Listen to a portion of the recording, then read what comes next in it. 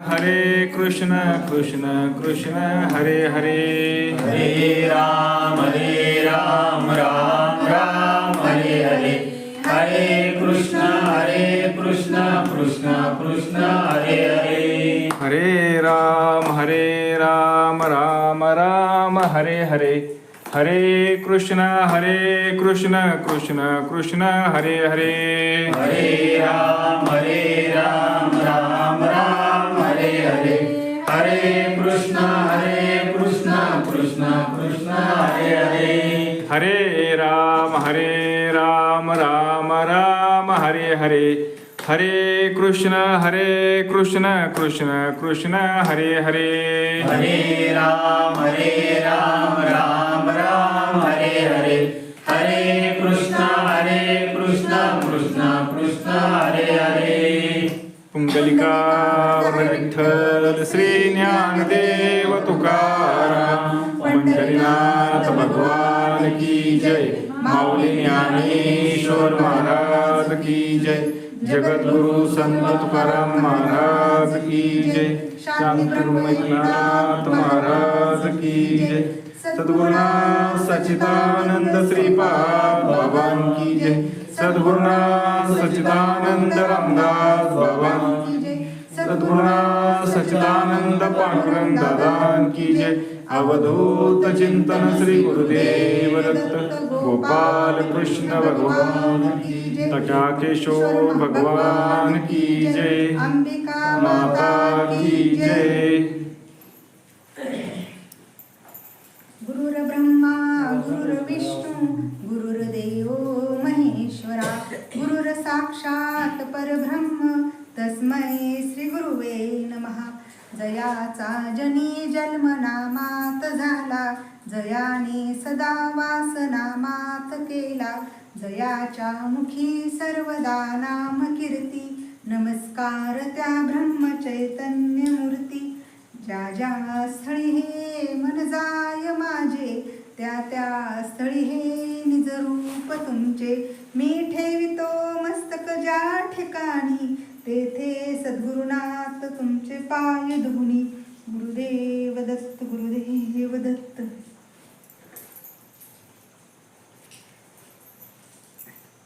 सात पाच तीन दशकांचा मेळा एकतत्वी कळा दावी हरी तैसे नवे नाम सर्व मार्ग वरिष्ठ येथे काही कष्ट न लगती अजपाजपणे उलट प्राणाचा तेथेही मनाचा निर्धार वासे ज्ञानदेवाजीने नामविन व्यर्थ रामकृष्ण पंथ क्रमी येला हरिमुखे मना पुण्याची गणना कोण करी. आपण जो हरिपाठ निरूपणाचा नित्यनेमाने दर सोमवारी जो उपक्रम चालू केलाय त्या सोमवारच्या आजची सेवा माझ्यासारख्या कधी न प्रवचन करणाऱ्यांना आणि काही जी माहीत नाही अशांना दिली याबद्दल तुमचं संयोजकांचं प्रथमतः धन्यवाद. आणि जे सद्गुरूंनी सांगितलंय त्यांचा तुमचं सगळ्यांचा आग्रह सद्गुरूंचा आग्रह म्हणून सगळ्यांच्या विनंतीला मानून थोडंफार तुमचंच ऐकलेलं तुम्हाला सांगण्याचा प्रयत्न करते. काही चुकलं तर क्षमा करा. ज्ञानेश्वर महाराज सांगतेत हरिपाठ निरूपणातला हा 24 नंबरचा अभंग आहे. ज्ञानेश्वर महाराजांनी ज्ञानेश्वरी अमृतानुभव हे मोठमोठाले ग्रंथ केले पण आपल्यासारख्या प्रपंचिकाला एवढा वेळ कुठे आहे ना एवढे मोठे मोठे ग्रंथ वाचायला समजायला. म्हणून ज्ञानेश्वर महाराजांनी परत जे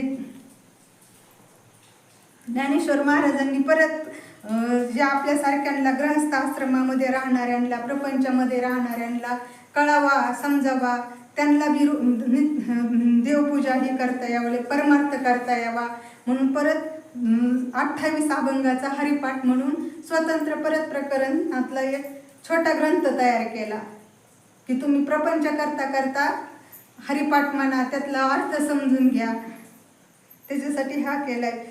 ज्ञानेश्वर महाराजांनी हा जो अभंग आहे 7-5 दशकांचा मेळा ह्यात ज्ञानेश्वर महाराजांनी योग आणि हरीचं नाम ह्या दोन्ही मधली तफावत सांगितलेली.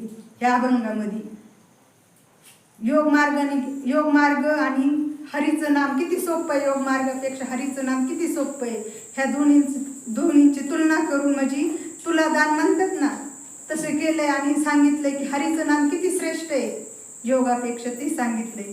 आता ह्या अभंगाचा सरळ सरळ भावार्थ असा आहे. 7 5 3 दशकांचा मेळा एकतत्वी कळा दावी हरी. 7 म्हणजे 7 योग मायाच्या पायऱ्या, 5 पंचाग्नी साधन, 3 आपले गुण, सत्वगुण, रजगुण, तमगुण. आणि हे सगळ्यांचा एक आपल्याला जर हे करायचं असेल तर सगळ्यांचा एक मेळ घालावा लागल, तेव्हा आपल्याला हरीची कळा कळल. तसे सांगायचंय की तसं हे नाम नाही. ज्ञानेश्वर महाराज काय म्हणतात, तसं हे नाम नाही, सर्वश्रेष्ठ आहे. इथे काय अजप करावं नाही लागत, तुला प्राणाचा निर्धार करावा लागत नाही, काय नाही. दशक म्हणून दशक सांगितले, 5 ज्ञानेंद्रिय, 5 कर्म इंद्रिय, त्या सगळ्यांचा मेळ घालायचा, तेव्हा आपल्याला हरी आणि आपण एक आहोत हे कळत. पण नामाचं नाम इतकं सोपं आहे की त्याला काहीच करावं लागत नाही, फक्त ते निर्धाराने, प्रेमाने आणि श्रद्धेने आणि विश्वासाने घ्यायचं. असं सरळ सरळ म्हणजे ह्या अभंगाचा भावार्थ सांगण्याचा, माझ्या बुद्धीला जे येईल ते सांगण्याचा प्रयत्न केला. हा असाच अर्थ असं असं नाही. 7 5 3 दशकांचा मेळा एकतत्वी कळा दावी हरी. 7 योग योग योग साधनेमधले 7 जे आहे योग मायेचे साधने येतं. नियम, धारणा, प्रत्याहरण, प्राणायाम, ध्यान आणि आसन. जर ह्या जेवढे 7 साधनं आहेत त्याच्यावर आपल्याला विजय मिळवावा लागतो. आपल्याला आसनावर विजय मिळवता येणं प्रपंचकाला शक्य आहे का? आपण किती वेळ बसू शकतो त्या जागेवर बसून? 10 तास साधना करू शकतो, ध्यान करू शकतो, प्रत्याहरण करू शकत नाहीत, प्राणायाम करू शकत नाहीत, काहीच नाही. एक साधा पहिला नियम ह्याचा अर्थ घ्यायचा म्हणलं तर यमावर सत्या गाजवायची म्हणली तर आपलं आयुष्य कधी संपल याचा भरोसा नाही आपल्याला. ज्ञानेश्वर महाराज म्हणजे ह्याच्यातून योग साधना आणि नाम साधना ह्यातला फक्त आपल्याला आपल्यासारख्या प्रपंचकाला फरक सांगत आहेत. कारण ज्ञानेश्वर महाराज योग साधना करत होते, ते योगी होते. तैसे नव्हे नाम सर्व मार्ग वरिष्ठ, येथे काही कष्ट न लगती. तसे ज्ञानेश्वर महाराज म्हणतात, तैसे नव्हे नाम हे भगवंताचं नाम तसं नाही. सगळ्या मार्गापेक्षा वरिष्ठ आहे मार्ग तो, आणि सगळ्यात सोपा आहे. आणि इथं काही कष्ट बी लागत नाहीत का आपल्याला नाम घ्यायचं, भगवंताचं नाम घ्यायचं म्हणून पंचाग्नी साधन करावं लागतात का? पंचाग्नी साधन म्हणजे कडणी अग्नी पेटवायचा, मध्ये तप करायचं, बसायचं. थंडीचे दिवस असले की पाण्यात उभं राहायचं, गळ्या इतक्या पाण्यात, आणि तिथं जाऊन भगवंताचं चिंतन करायचं. हे योगांचे साधन आहेत ना सगळे. आणि हे असं करून तिथं मनाचा निर्धार पाहिजे, सगळ्यांचं एक मेळा झाला पाहिजे, आणि मग भगवंताचं नाम तिथं काही म्हणजे त्यांनी जी करून ती सफल होईल. तसं नामात काहीच नाही ना. नाम तर कुणी बी घेऊ शकतो. वानरांनी नाम घेऊन तरले का नाही? राम अवतारात वानर आले, वानर रूपात, त्यांनी का असे तप जप कोण करत बसलं होतं का? श्रीरामच म्हणायचे ना. श्रीराम जय जय राम, श्रीराम जय जय राम, असंच म्हणून तरले. मग भगवंतांनी इथं एक दृष्टांत म्हणजे ह्याच्यामध्ये एक दृष्टांत आलाय श्रीमद भागवतामध्ये. गणिका म्हणून पिंगला वैश्य आहे, गणिका आहे, तिचा दृष्टांत आलाय.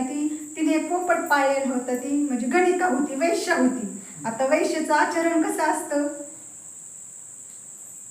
म्हणजे सगळं अधर्म, म्हणजे वेदांच्या विरुद्धच ना. परपुरुषा संघ म्हणजे वेश्या म्हणजे आता सगळं माहितच आहे तुम्हाला. तिने एक असा पोपट, करमणुकीसाठी पोपट पाळला होता. आणि आपलं तिचं काम झालं की दिवसभर राघवा म्हणजे आपण लहान बाळाबरोबर कशा गप्पा मारतो तसं ती त्या पोपटाबरोबर गप्पा मारायची. पण पोपट न म्हणता राघवा म्हणायची त्याला. ज्या वेळेस तिची शेवटची वेळ आली जाण्याची, म्हणजे मृत्यू लोकातून देह ठेवून जाण्याची योग आला, त्यावेळेस तिला त्या राघवाची चिंता होती. म्हणजे तिच्या मनात काळजी होती, मी गेले तर राघवाचं कसं होईल. म्हणून ती मग काय म्हणायची, राघवा आता कसं होईल, राघवा आता तुझं कसं होईल, राघवा. आणि असं करून तिने तिचं प्राणज्योत मालावली. तर तिला विष्णुदूत न्यायला आले का? तर फक्त कशामुळं ती का राघवा म्हणून भगवंताचं नारायणाचं नाव आहे म्हणून राघवा म्हणून म्हणत होती का? नाही, फक्त पण ते नाम भगवंताचं आहे. तर आपण काय म्हणू मग? आता ती एवढी पाप करीत होती, शेवटच्या वेळेस तिच्या तोंडात राघव ते भगवंताचं नाम आला. आपण बी मृत्यूच्या टायमाला घेऊ येईल का आपल्या मुखात नाम? नाही ना यायचं. आयुष्यभर आपण जो करतो तेच आपल्या शेवटच्या वेळेस मृत्यूच्या समोर येतो. पांडुरंग दादा पारगावचे त्यांच्या प्रवचनात कायम एक असं उदाहरण सांगायचे की एक वृद्ध होते, म्हणजे पाटीलच म्हणायचे गावचे. शेती बाडी म्हणजे जमीन जुमला भरपूर होता त्यांच्याकडे, पण ज्यावेळेस त्यांना शेवट जाण्याची वेळ आली, 4 मुलं होती. मुलांना बी वाटलं आपल्या वडिलांनी आपल्यासाठी एवढं कमवलंय, पण आता मृत्यूच्या समय त्यांच्या मुखात देवाचं नाव आलं पाहिजे, चांगलं असतं म्हणते, देवाचं नाव आलं पाहिजे. त्यांनी काय केलं, पोत्यांची थापी लावलेली होती धान्याची त्यांच्या रूम म्हणजे खोलीमध्ये, आणि म्हणले आता कसं बरं आपल्या वडिलांच्या तोंडात देवाचं नाव आलं पाहिजे, काहीतरी केलं पाहिजे ना. ते दुसरं तर देवाचं नाव आयुष्यभर त्यांनी घेतलं नाही, पण मृत्यूच्या समयीला आलं पाहिजे म्हटले. मग त्यांनी काय केलं, 2-3 पोत्यांना दावणांनी गळ पाडले, म्हणजे धान्य खाली गळावं म्हणून त्यांच्या वडिलांच्या देखत. आणि धान्य लागलं खाली गळायला थापींमधून, तर त्यांच्या वडिलांनी पोटवर पडल्या पडल्या पाहिलं. आता ती लागले, ते असे हात करून म्हणजे बोलता तर येत नव्हतं, पण हात करून सांगायला लागले. पण पोरांना वाटायचं ती शिव शिव म्हणतात मृत्यूच्या समयीला, काय म्हणतात शिव शिव. धान्याचे पोत कसे व्हायच्या निमित्ताने शिव शिव म्हणतात. पण ती काय म्हणले, कुठून त्यांना बळ आलं, ती काय मोठ्याने म्हणले टाच टाच टाच, पण शिव शिव म्हणले नाही. तसं मृत्यूच्या समय आपल्या प्रपंचकाच्या म्हणजे आयुष्यभर जर आपण परमार्थ नाही केला तर आपल्या मृत्यूच्या टायमाला मुखात नाम येईल म्हणून गॅरंटी नाही.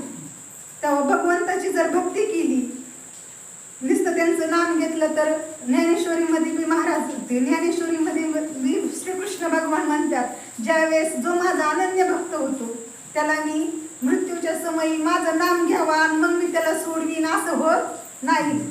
मी ते मृत्यूच्या समय तर वेळ तो मी आणि तो एक रूप झालेला असतो. फक्त त्यांनी अनन्य भावाने माझी नाम घेतलं पाहिजे, माझ्यावर श्रद्धा ठेवली पाहिजे. म्हणून ज्ञानेश्वर महाराज काय सांगतात, तैसे नव्हे नाम सर्व मार्ग वरिष्ठ, येथे काही कष्ट न लगती. भगवंताचं नाम घ्यायला जास्त कष्ट लागत नाहीत. आज इथं सत्ता कुणाची, भगवंताची. पंचमहाभूते पृथ्वी, अग्नी, आकाश, वायू आणि जळ, हे 4 एकमेकांना विरुद्ध आहेत ना, का एकमेकांच्या संगतीत आहेत. पृथ्वी पाणी विरून जातं, पाण्याला अग्नी विझवतं, अग्नीला वारा गिळून घेतो, आणि वाऱ्याला आकाश लुप्त करतच ना. सगळे विरुद्ध आहेत, पण हा भगवंताची सत्ता आहे आणि भगवंताची कृपा आहे. भगवंताची सत्ता आहे म्हणून ते एका जीवाने आपल्या ह्या देहामध्ये आहेत का नाही, एका जीवानेच राहतात ना, का विरुद्ध भावाने राहतात. ते एका जीवाने राहतात, कारण इथं भगवंताची सत्ता आहे. आणि आपल्या ह्या देहाला किती 10 द्वार आहे, पण हा वारा बाहेर जातोय का, ज्यावेळेस भगवंताची सत्ता जाईल त्यावेळेस बाहेर जातोय ना, तोपर्यंत आतमध्येच आहे ना. आता आपण ज्या तटकेश्वर भगवंताच्या मंदिरात हा कार्यक्रम चाललाय, त्या भगवंतांचं कुटुंब घ्या. शिवांचं वाहन काय, नंदी. माता दुर्गाचं वाहन काय, सिंह. गणपतीचं वाहन काय, उंदीर. आणि कार्तिकेयांचं वाहन काय, मोर. सिंह बैलाला खातो का नाही, नंदीला. हा, आता जर जंगलात गेले तर हिंस्र प्राणी ना सिंह, बैलाला खातो. उंदीर मोर. भगवान शंकरांच्या गळ्यात काय, साप उंदराला खातो. आणि सापाला कोण खातो, मोर. पण ती शिवांची सत्ता आहे, त्यांच्या कुटुंबाचे थोडे मोठे आहेत ना, ती त्यांची सत्ता आहे. म्हणून सगळे एका गुणाने राहतात का नाही, 5 प्रकारचे 5 जण आहेत, पण फक्त एका शिवांची सत्ता आहे त्यांच्यावर, म्हणजे कुटुंब प्रमुख आहेत ती, म्हणून सगळे एका जीवाने राहतात. तसं ह्या जगामध्ये बघ ईश्वराची सत्ता आहे आणि ती सगळं ईश्वराच्या सत्तेने चाललंय. म्हणून ही पंचमहाभूते एका सत्तेने ते राहतात. त्यामुळे ते असं वेळेच्या आधी काही करीत नाही. अजून एक दृष्टांत सांगायचं झालं, भागवतामधलाच दृष्टांत आहे हा बी. आपण म्हणतो आपण मनुष्य जन्माला आलो, पण आपल्याला सांगता येईल का हा आपला जन्म पहिला आहे का शेवटचा. काही लोक म्हणतात समजा एका कोटीमध्ये एका येऊनमध्ये कोटी वेळा जन्माला यावा लागत, पण काय सांगावा, जर हा आपल्या 83,90,999 मधला जर हा आपला जन्म त्या कोटीमधला शेवटचा असलं तर काय करणार आपण. मग आपण हा जन्म शेवटचा करायचा का पहिला करायचा हे कुणाच्या हातात आहे? आपल्या.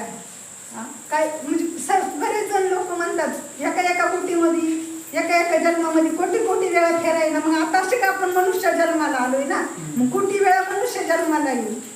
पण काय माहिती तिथून मागं आपण 83 वेळा 90,999 वेळा मनुष्य जन्माला येऊन आलेलो असलो, हा शेवटचाच असला तर आपला ते कुठं आठवतंय आपल्याला? मग हा जन्म आपला शेवटचा करायचा का पहिला करायचा हे कुणाच्या हातात आहे? आपल्याच हातात आहे ना. भागवतामध्ये हत्ती आणि मगर ह्यांचा दृष्टांत सगळ्यांना माहीतच आहे. हत्ती का असा काय एक प्राणी वर्गातले ना, म्हणजे प्राणी योनीतला प्राणी हत्ती. मनुष्य जन्मातला नाही. लोक काय आपण काय म्हणतो, मनुष्याला भगवंतांनी बुद्धी दिली, मनुष्यच परमार्थ करतात, पण प्राणी सुद्धा करतात ना. ते सांगायचं हत्ती असंच आपल्यासारखाच प्रपंचात होता, मत झालेला होता. बऱ्याच त्याला लेकरं बाळे नातवंड सर्व काही होते. आणि आज एक दिवस तो पाणी पिण्यासाठी एका सरोवरामध्ये गेला. तर त्याला तिथं म्हणजे सगळ्याला कथा माहिती आहे, जास्त कथा मी सांगत बसत नाही.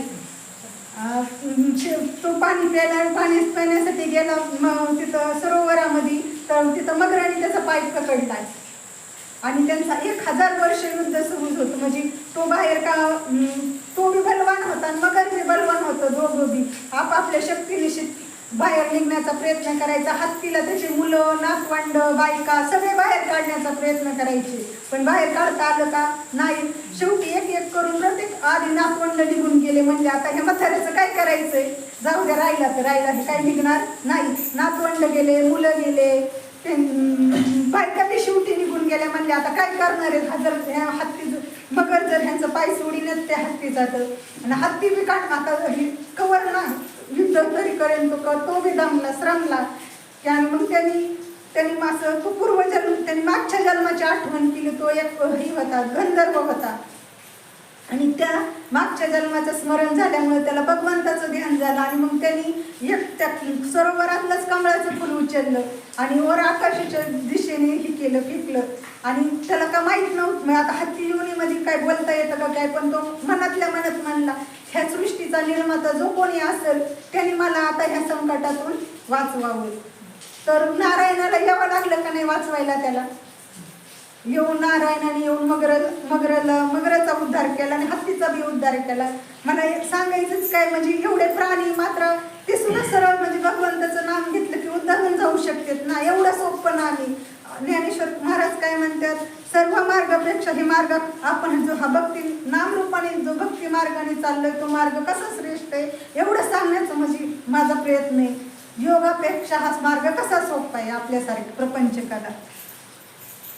अजपाजपणे उलटा प्राणाचा तेथेही मनाचा निर्धारू असेल. अजप करणे, आता आपण चिंतनाला बसलो, जप साधना करताना अजप केलं, पण तिथं जर आपलं मन नसेल तर किती 2 तास बसलो 4 तास बसलो दिवस बसलो तरी उपयोग आहे का काही?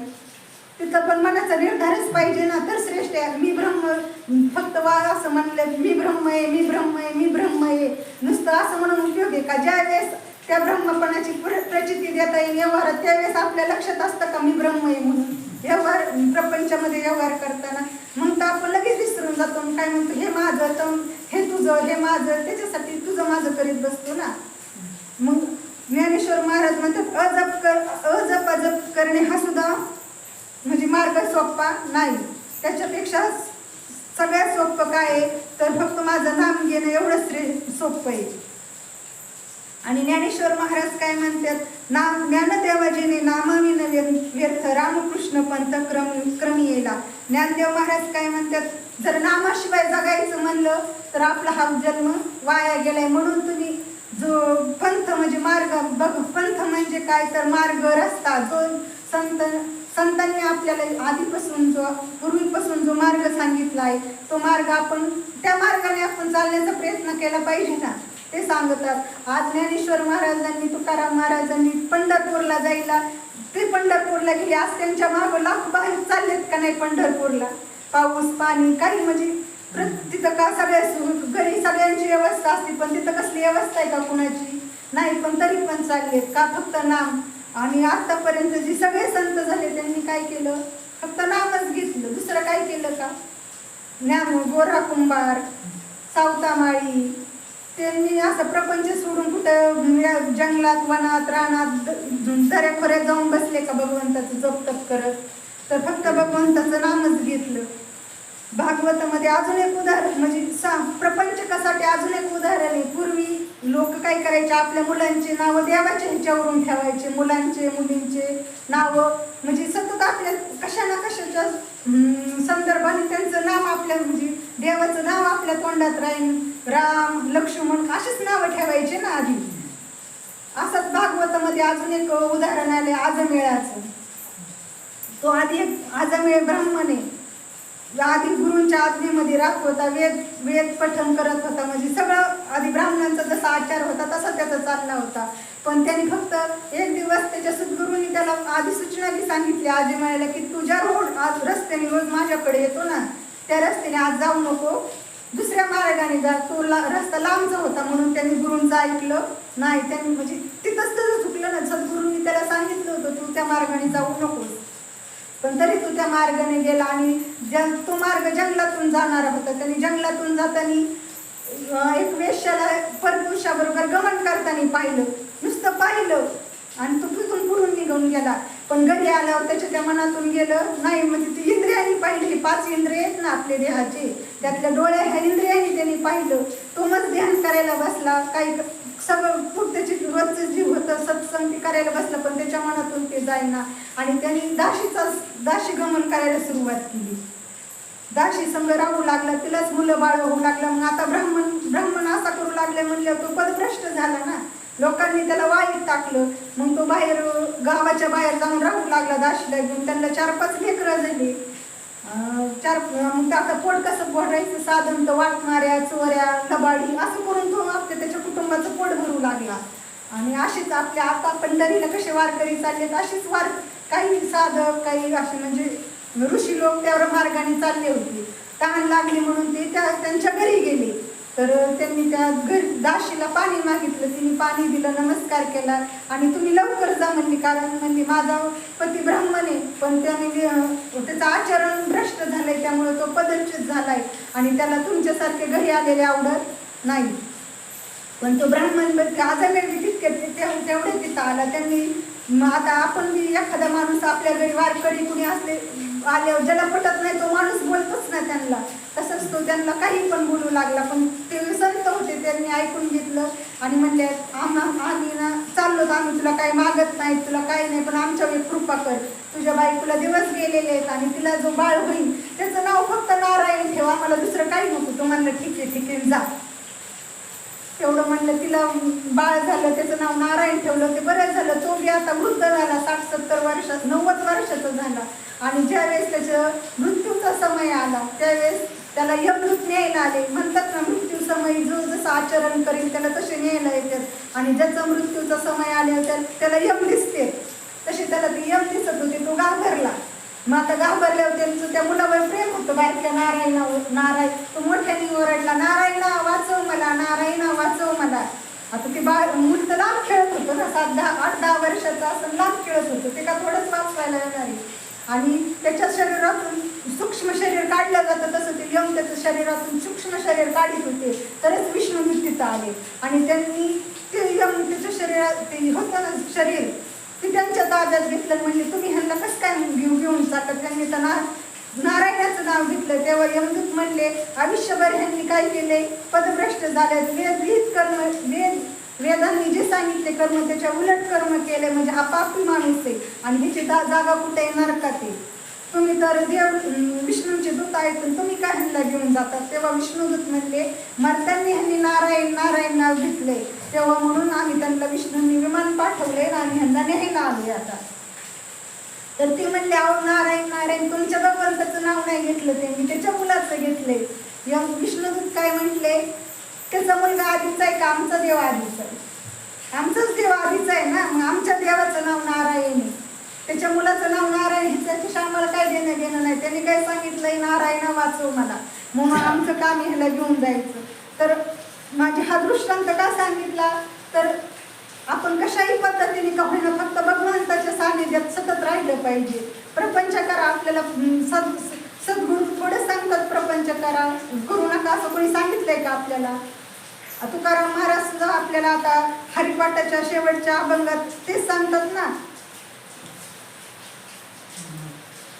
की सर्व सुख गुढी शाही शास्त्री निवडी रिकामा अर्ध घडी राहू नको लटिकावाय वार सर्व हा संसार वाये रे जार हरिणीन नाम मंत्र जप कोठे जाईल पाप कृष्ण नामी संकल्प धरून आहे. तुम्ही फक्त इथं कृष्ण नामाचा संकल्प धरून राहा. तुम्हाला जंगलात वनात जायची गरज नाही, काहीच करायची गरज नाही.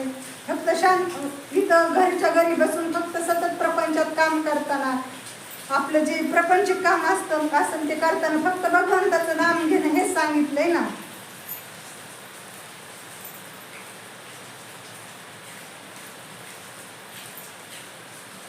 आपण म्हणतो की भगवंताचं नाम घेऊन कुणाचं चांगलं झालंय आपण असं म्हणजे आपलं काय सरळ सरळ बोलणं असतं ना. जो आजपर्यंत भगवंताचं नाम घेतलं त्यात कुणाचं चांगलं झालंय म्हटले, पण भगवंत आपल्याला सांगितलं कुणाच चांगलं केलं नाही. संत भगवंताचा मित्र सुदामा त्यांनी काय केलं? फक्त कृष्णच म्हटले ना. जप तप असं कुठं आहे का? सुदामा या जंगलात जाऊन जप करीत होते, तप करत होते असं काहीच नव्हतं ना. ते फक्त कृष्ण म्हणत होते आणि जशी परिस्थिती आहे तशातच राहत होते. फक्त आपलं जे वेदांनी आपल्याला कर्म सांगितले ते आपले प्रामाणिकपणे करायचे. आपण जाणून बुजून कुणाचा अन्याय करायचं नाही, की जाणून बुजून पाप करायचं नाही.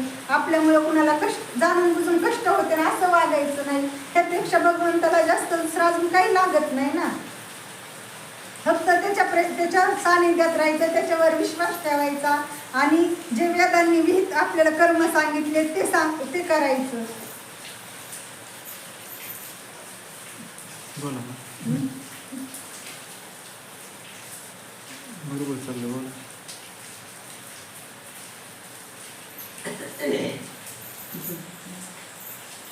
घालून ये बाहेर राहिलं निश्चिंती, घालून ये बाहेर राहिलं निश्चिंती, घालून या बाहेर राहिलो निश्चिंती निर्विले संती विठोबाशी. भगवंत तुकाराम महाराज काय म्हणतात? फक्त तुम्ही विठोबावर बाहेर घाला आणि निश्चिंत राहा. जे आपलं प्रारब्धाने आले ते आपल्याला भोगावंच लागणार आहे ना.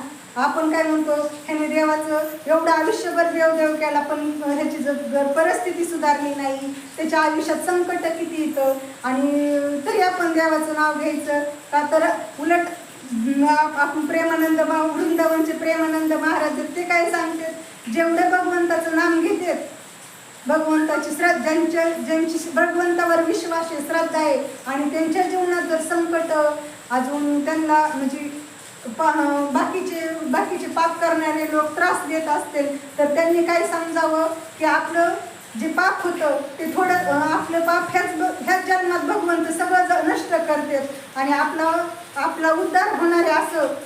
आणि त्यामुळं वाईट वाटून घेऊ नका तुम्ही. जेवढा कारण आपल्यावर संकट आले, त्रास झाला तरी त्याची सहन करण्याची ताकद भगवंतच देतो ना आपल्याला.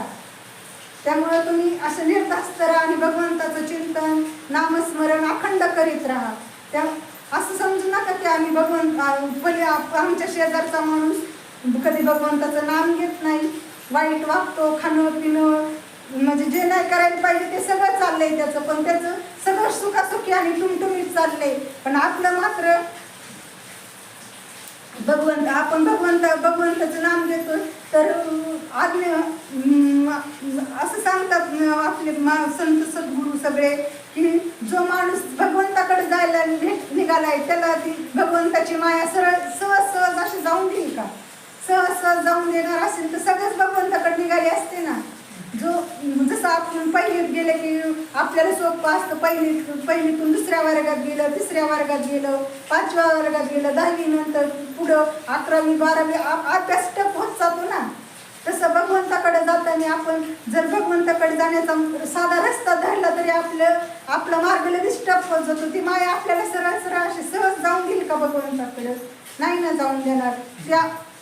त्या आपल्यावर संकट आली की कारण भगवंत आपली परीक्षा घेते की हा मोहामध्ये लोभामध्ये किती फसतोय. मोह लोभ ह्याचे खेळणे म्हणजे लहान बाळासमोर आपण कसे खेळणे टाकतो. लहान बाळ रडत असलं आणि आईला खूप काम असलं तर आई घोडा टाकण, हत्ती टाकण, गाडी टाकण आणि त्याला नादवलं की मग ती तिचं काम करत राहते. बाळाला घेत नाही, तसं भगवंत आपल्यासमोर भगवंताच्या समोर भगवंताकडे आपण जायला लागलो की माया नावाची जी त्याची योग माया शक्ती भगवंताची शक्ती देवी ती आपल्या पुढे संसारात मोह लोभ द्वेष मत्सर आणि असं काही म्हणजे जी तिच्याकडे जेवढे साधण्याचे सगळ्या प्रत्येक साधनांचा उपयोग करेल, पण त्यातून निघण्याची ताकद बी आपल्याला भगवंतच देत असतो. त्यामुळे आपण असं भगवंतावर अविश्वास दाखवायचा नाही आणि त्यांच्याकडे जायचं. हाच मार्ग आपल्याला बघून सगळ्या संतांनी सांगितलेला आहे.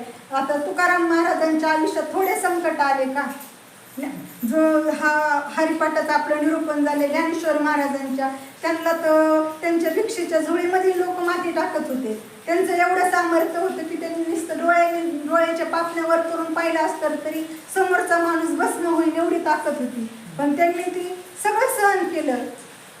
कारण ते योग्याला संतांना वाईट असं जगात कुणी दिसत नाही. सगळ्यांना आपले म्हणजे त्यांच्यासारखे प्रत्येक ठिकाणी भगवंताला पाहत असते. त्यांच्या भिक्षेच्या जवळीत माती टाकली त्यांच्याकडे बी ती भगवंत म्हणूनच पाहत होते. उलट त्यांचा सुद्धा त्यांनी उद्धार केला की त्यांना नामदेव महाराजांचे सद्गुरू होण्याची म्हणजे त्यांच्यावर हे आणून ठेवलं. एवढं त्यांना वरच्या पदाला नेऊन बसवलं ज्ञानेश्वर महाराजांनी. तुकाराम महाराजांना मम्माजी भट्टांनी काट्यांनी हाणलं होतं. काट्यांची जी फांदी असते त्या फांदीने हाणलं होतं.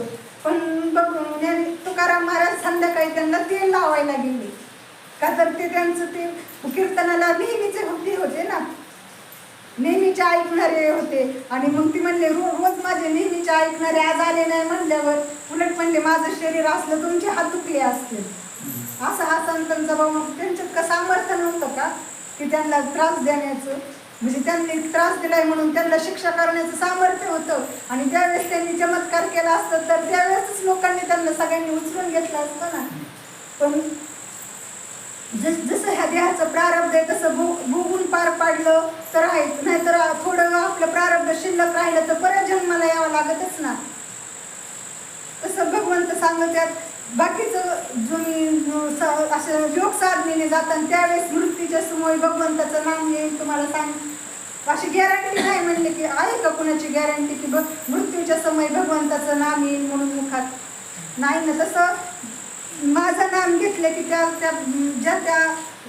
ज्यांनी माझं भक्ताचं उद्धार करण्याचं त्यांचं शेवटची वेळ सुखरूप करण्याची वेळ माझी असती म्हणली, जबाबदारीच माझी म्हणली. त्यामुळे म्हणजे ज्ञानेश्वर महाराजांना फक्त ह्या अभंगात काय सांगायचं होतं की तुलना करायची होती. आपण काय म्हणतो खरं बोललं तर खोटं असतंच ना असं वेगळं, तसं दोन्हीमधला फरक ज्ञानेश्वर महाराजांनी प्रपंचिकासाठी सांगितलं की प्रपंचिकाला योग मार्गाने जाणं कधीच शक्य होणार नाही. तो गेला योग मार्गाने निघाला, कारण योग मार्गाने निघायला प्रत्येकाला अधिकार लागतो. यज्ञ करायचा म्हणल्यावर अधिकार लागतो. यज्ञ तसा करता येईल का आपल्यासारख्या प्रपंचिकाला? नाही करता यायचं. पण नाम तर आपण सहज घेऊ शकतो ना. आणि नाम घ्यायला कसले वेळेचं बंधन नाही, काळाचं बंधन नाही, काही नाही. फक्त तुम्ही जिथं ज्या अवस्थेत असेल त्या अवस्थेत नाम घ्या. आणि आपलं प्रपंचाचं कार्य तर चालूच आहे ना हाताने इंद्रियाने थोडंच नाम घ्यायचंय. नाम तर मनाने घ्यायचंय ना भगवंताचं. आणि मग आपण प्रपंचाचं काम बी करू शकतो आणि भगवंताचं नाम घेऊ शकतो. हेच सांगायचंय. संत जनाबाई नामदेव महाराजांची तर दासी म्हणून काम करत होत्या, पण अखंड भगवंताचं स्मरण होतं. दळण दळताना, पाणी भरताना, धान्य स्वयंपाक करताना अखंड तेच करत होत्या ना.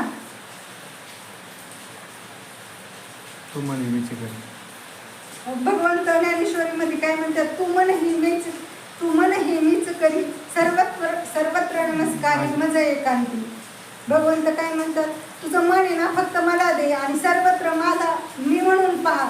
म्हणजे आपण गाईला चारा टाकताना भगवंतच म्हणून टाकलं तर काय फरक पडतो? गाईला चारा टाकायचा असा बी टाकायचा आणि तसा बी टाकायचा आहे ना. पण हा भगवंताचं रूप आहे असं म्हणून टाकायचं.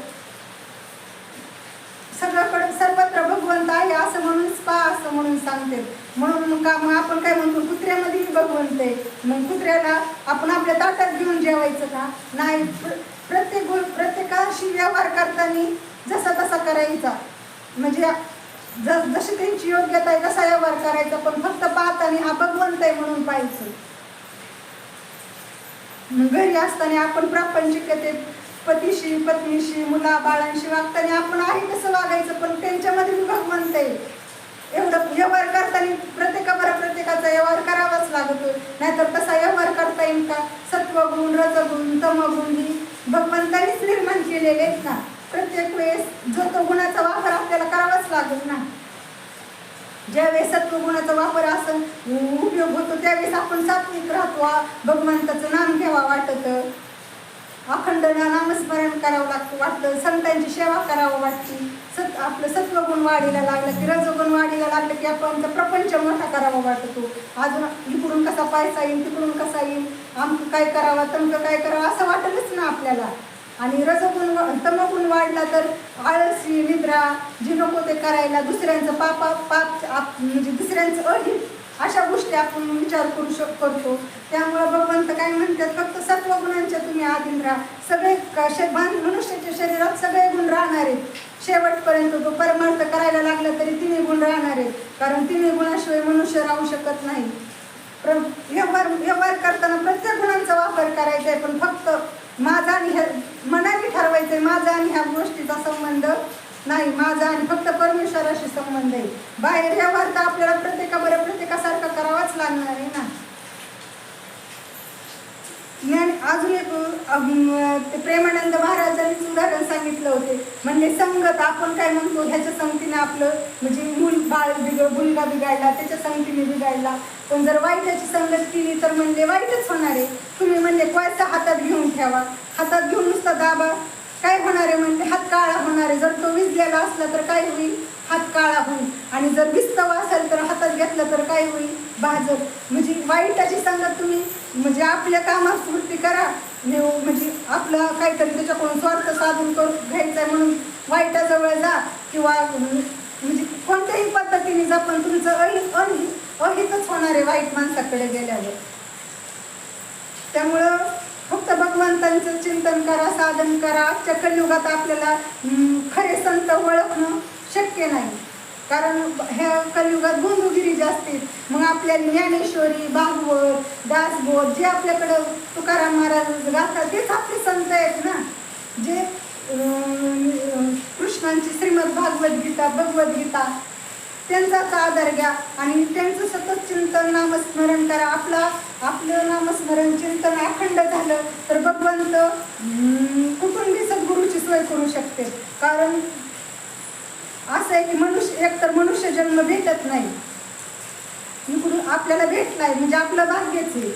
आणि मनुष्य जन्म भेटून बी परमार्थ करावा, म्हणजे आपलं सार्थक करून घ्यावा, म्हणजे आपण मोक्षाला जावं असं कुणालाच वाटत नाही. मोक्ष म्हणजे काय असं एखादी वस्तू एखादं असं गाठोड आहे का आपल्या हातात आणून द्यायला, तर नाही. जिवंत असतानाच मोक्ष कसा म्हणजे जिवंत असतानाच मुक्त कसं व्हायचं हे तुकाराम महाराज आपल्याला सांगतात. असं वेगळं काय करावं लागत नाही, फक्त प्रपंचात राहून प्रामाणिकपणे प्रपंच करायचा. जे आपल्याला कर्म आले म्हणजे शेती, कुणाला नोकरी, कुणाला व्यापार, जी कर्म आले ती काय कर्म करणं भागच आहे ना. कारण आपण मनुष्य पृथ्वीवर जन्म घेतलाय म्हणजे पृथ्वीवर जन्म फक्त कर्म करण्यासाठीच घ्यावा लागत आहे. म्हणजे कर्म आले ते प्रामाणिकपणे करणे आणि भगवंतावर श्रद्धा ठेवणे, एवढंच बस. सगळे सद्गुरू सांगतात. मग आता आपल्याला तर संत माहीत नाहीत खरे कसे, कारण क्षणाक्षणाला आपल्याला फसवलं जाऊ शकतं. म्हणून ज्ञानेश्वरी, श्रीमद भागवत, तुकाराम महाराजांचं गाथा जे आपल्याला वाटेल ते आपण वाचू शकतो ना. आणि त्यातून आपण म्हणजे इतरांच्या बोलण्यावर विश्वास ठेवण्यापेक्षा जी संतांनी लिहून ठेवलंय तो पुरावा जास्त आहे ना. जसं आपण आपल्या सातबाऱ्यावर नाव असलं, पूर्वजांचं नाव असलं आपलं म्हणतो. पूर्वजांची जमीन असते पण आपण त्यांच्या वंशात आलं की काय म्हणतो ती आपली आहे. तसं की संतांनी हे लिहून ठेवले म्हणजे आपल्या हा उद्धाराचा मार्ग आहे आणि त्यांनी हा लिहून ठेवलाय. तुम्ही फक्त ह्या मार्गाने जा म्हणजे तुम्हाला बाकी काही कष्ट म्हणजे काही त्रास करण्याची गरज भेटायची नाही. तुकाराम महाराज काय म्हणतात, माझ्या विठोबाचा कैसा प्रेम भाव आपणाची देव होय गुरु. फक्त तुम्ही भगवंताची भक्ती करा. भगवंताची भक्ती केली की भगवंताची जबाबदारी असते की तुम्हाला सद्गुरूंची हे करून द्यायची, भेट घालून द्यायची. आणि ते तुम्हाला जे नाम देतात ते अखंड नाम घ्यायचं. भगवंताच्या नाम घ्यायचं आणि जे आपण भगवंताचे जे अनंत नाम आहेत, जे आपल्याला वाटतं, जे आपल्याला जे आवडेल, म्हणजे सेवा ते आवडे उच्चारावे नाम भेदा भेद निवारून या. जे आपल्याला फक्त भेद ह्या म्हणजे देवी म्हणून ही देवीचं वेगळं, शंकराचं वेगळं, राम वेगळं, कृष्ण वेगळा, विठ्ठल वेगळा, हा भेद करू नका. फक्त सामान्य प्रपंचात आपण एक कुटुंबात एक वडिलांचं नाव कधी मुलं घेतात का? मुलं बाबा म्हणून हाक मारतात, त्यांच्या बहीण दादा म्हणून हाक मारते, बहिणीचे मुलं मामा म्हणून हाक मारतात. पण असं कोण त्यांचं प्रत्यक्षात नाव घेतो का कोण आपण? तसंही भगवंताचे नाव आहेत संतांनी ठेवलेले. ज्याला जे वाटेल ते घ्या, पण प्रामाणिकपणे आणि श्रद्धेने विश्वासाने घ्या. ज्ञानेश्वर महाराज काय म्हणतात? हाच मार्ग म्हणजे पंथ म्हणजे काय? मार्ग, हा मार्ग दाखवलेला आहे आपल्याला संतांनी. आपण ह्या मार्गाने जायचंय. जर ह्या मार्गाने नाही गेलो तर मग जीवन जगून काय उपयोग आहे? मग तर बाकीच्या योनीतले बी प्राणी जीवन जगतातच ना. आणि दुसऱ्या समजा कोणते आपण असे भिक्षा मागणारे काही जे वागणार ते बी जीवन जगतातच ना. तर त्यांना वाटतं का कधी आपण देवाचं नाव घ्यावा? वाईट म्हणजे व्यभिचार करणारे, वाईट वागणारे, काही गुन्हा करून तुरुंगात जाऊन बसणारे अशांना कधी वाटतं का आपण देवाचं नाव घ्यावं? नाही ना वाटत. तसं आपल्याला भगवंताच्या कृपेने सद्गुरूंची बी भेट झाली, सद्गुरूंनी नाम बी दिलंय, त्याचं महत्त्व बी माहिती आहे. आपण ग्रंथ बी पाहतो, ग्रंथातलं वाचन बी चाललंय. त्यामुळे आपल्याला माहिती आहे की सत्य काय, असत्य काय. आणि जो भगवंताच्या मार्गाने चाललाय त्याला त्रास देणारे बाकीचे सगळेच असतात. कारण तो हा जगाच्या प्रभावाच्या विरुद्ध चाललेला असतो ना. जग ज्या दिशेने चाललंय त्याच्या विरुद्ध बाजूने चाललाय. त्यामुळे लोक त्याला जास्त त्रास देणारे असते. पण त्या गोष्टीची तमा न बाळगता त्रास दिला तरी भगवंतच आपल्याला ते प्रत्येक गोष्टीची सहन करण्याची ताकद देते की तुम्ही सहन करा. जेवढं सहन करता येईल तेवढं तुमचं पाप ह्या जन्मात तुम्ही म्हणजे आपल्याकडून जे मागल्या जन्मात पाप झाला असून, अजाणतेपणाने पाप झाला असून ते मोकळं होईल, संपून जाईल सगळं.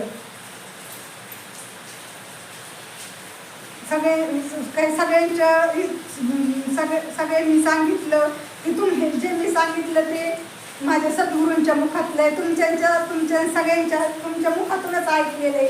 पण काय तुम्ही सांगितलं म्हणून काम केलं. जसं लहान बाळ वडिलांना जेवायला वाढलेलं असतं वडिलांना, आणि 2-2.5 वर्षाचं बाळ ताटातलाच घास घेऊन वडिलांच्या तोंडात घालितो. वडिलांना किती कौतुक वाटतं. काय म्हणते, बायकोला हाका मारून सांगते का अगं बघ माझं लेकरू मला जीव घालते का? त्या बाळाने स्वयंपाक केलेला असतो का? धान्य निर्माण करताना त्रास झालेला असतो? काहीच नाही ना. तरी लहान लेकराचं कौतुक बाप करतो. तसे सगळे तुम्ही सद्गुरू, तुम्ही सगळे माईबाप आहेत आणि तुम्ही कौतुकाने मला इथं बसवलंय की काय तुमचं लेकरू बोलतंय ते ऐकण्यासाठी.